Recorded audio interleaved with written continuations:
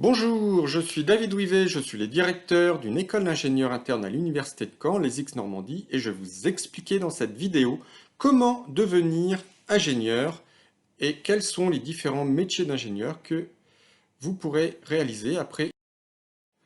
Alors déjà, pourquoi devenir ingénieur? Je vais vous donner simplement 4 chiffres. 94%, c'est le taux d'activité des ingénieurs au bout d'un an après l'obtention de leur diplôme, sachant que plus de la moitié des ingénieurs obtiennent leur premier emploi dès la sortie de l'école, sans attendre, et qu'au bout de 3 mois, plus de 75% sont déjà en activité. 33 kg €, c'est le salaire brut moyen en France d'un jeune ingénieur débutant, qui passe très vite à 55 kg € en moyenne après 10 ans de carrière. 200, c'est le nombre d'écoles d'ingénieurs qui vous proposent différentes formations. Donc vous voyez, vous avez le choix puisque chaque école développe ses propres programmes et ses propres diplômes d'ingénieur. Mais toutes ces écoles sont reconnues par un label et délivrent un titre reconnu par la Commission des titres d'ingénieur, la CTI. Il est très important que si vous vous orientez vers une école d'ingénieur, elle soit labellisée par la CTI. Sinon, ce sont de simples masters d'ingénierie. Ils sont beaucoup moins reconnus par l'industrie. Alors, ingénieur, ce n'est pas qu'un diplôme, c'est différents métiers. Vous pouvez devenir ingénieur spécialiste dans des domaines technologiques, scientifiques très pointus, comme la mécanique, l'électronique, mais également l'informatique ou l'agroalimentaire, même l'agriculture. Et vous pourrez devenir ingénieur de recherche et développement, ingénieur en bureau d'études. Vous allez pouvoir concevoir les nouveaux produits de demain. Vous pouvez aussi vous tourner vers une formation un peu plus généraliste, mais avec toujours un socle scientifique de base assez conséquent, mais sur différentes matières, pour aller directement vers l'industrie sur des métiers tels que l'ingénieur de production. L'ingénieur de production, c'est l'ingénieur qui va réaliser les produits, qui va les produire dans l'usine, dans les ateliers, qui va gérer les ateliers, qui va être capable d'implanter et de suivre une production et suivre l'amélioration continue en permanence de la production. Vous pouvez devenir ingénieur qualité, ingénieur projet, ingénieur méthode, mais vous pouvez également vous tourner vers des métiers d'ingénierie un petit peu plus managérial ou un peu plus tourné vers les finances, comme ingénieur d'affaires, ingénieur commercial. Vous voyez, il y a différents métiers possibles et tout au long de votre carrière, vous aurez une évolution. Hein, il n'est pas étonnant, après quelques années de carrière, de passer en direction générale d'entreprise, d'usine. Être ingénieur, c'est avoir différentes compétences. Un socle technique et scientifique relativement conséquent. C'est ce qui caractérise l'ingénieur. C'est le cadre scientifique de l'entreprise. Mais il connaît très bien le fonctionnement de l'entreprise, il sait gérer des projets, il sait manager des équipes et il est ouvert à la culture et la communication, notamment la communication en anglais.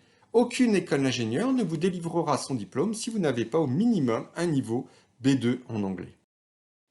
Alors il existe 200 écoles d'ingénieurs en France sous différents statuts. Certaines sont publiques. Elles dépendent de différents ministères, comme le ministère de l'enseignement supérieur, mais également le ministère des Armées, le ministère de l'Industrie. Elles peuvent être internes à des universités ou sous statut indépendant. Dans ces écoles publiques, les dons d'inscription sont relativement réduits, de l'ordre de 600 € par an. Ils sont gratuits pour les boursiers. Et il existe également des écoles privées qui, eux, vous demanderont des droits spécifiques annuels relativement conséquents, dans une fourchette de 5 à 10 000 € par an. Alors, comment devient-on ingénieur? Comment peut-on être recruté par les écoles? Alors, le cycle ingénieur est un cycle de 3 ans de bac+2, après un bac+2 jusqu'à bac+5. Donc, le diplôme d'ingénieur est un équivalent de master. Pour rentrer dans ce cycle ingénieur, certaines écoles ont mis en place un cycle préparatoire, tel que les INSA ou un certain nombre d'écoles du groupe Polytech. On parle alors d'écoles en 5 ans. D'autres écoles qui ne proposent que le cycle d'ingénieur en 3 ans, elles feront un recrutement à partir de diplômes bac+2 Des recrutements sur concours, principalement après des classes préparatoires, mais également il est possible de passer des concours écrits après des DUT et des BTS.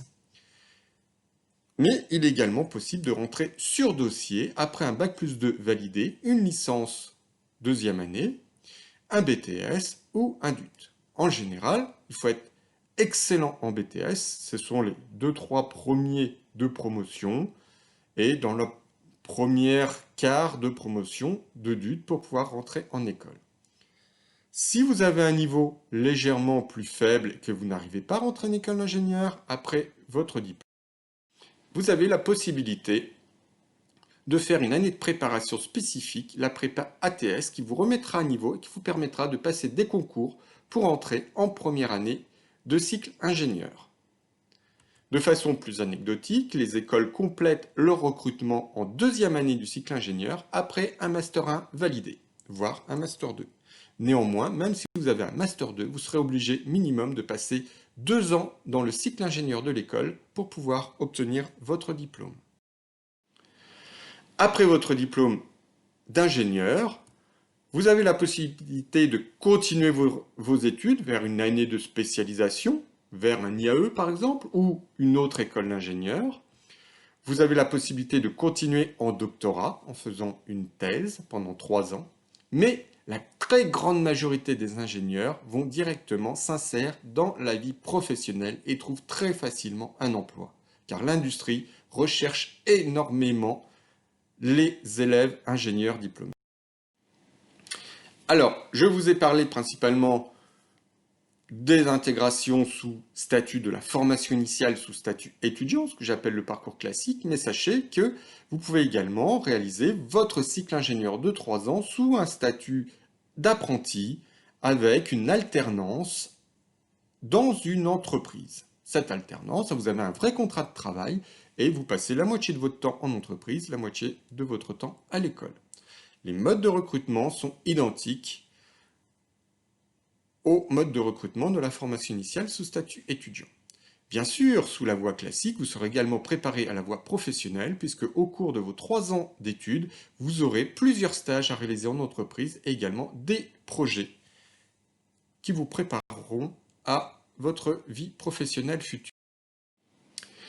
Si vous rentrez directement dans la vie active après un BTS ou un DUT comme technicien, vous voulez à un moment donné évoluer et devenir ingénieur, sachez que c'est également possible puisque vous allez accumuler des droits à la formation continue et vous pourrez rattraper une école d'ingénieur, soit par alternance, soit en présentiel, soit en cours du soir. Et éventuellement, vous pourrez faire une validation des acquis professionnels pour valider une année d'école et faire votre école en 2 ans, par exemple, ou si vous avez une très forte expérience professionnelle, où vous avez